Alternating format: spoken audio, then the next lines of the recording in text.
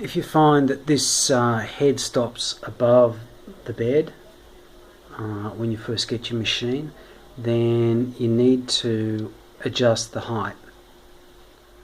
So what you do is this: you go machine, you open the version of Cura that came with the machine, go machine and then machine debugger, open the parameter menu and adjust the height. So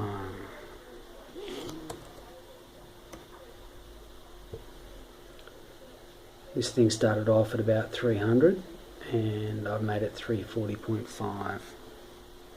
Hit save. That's it.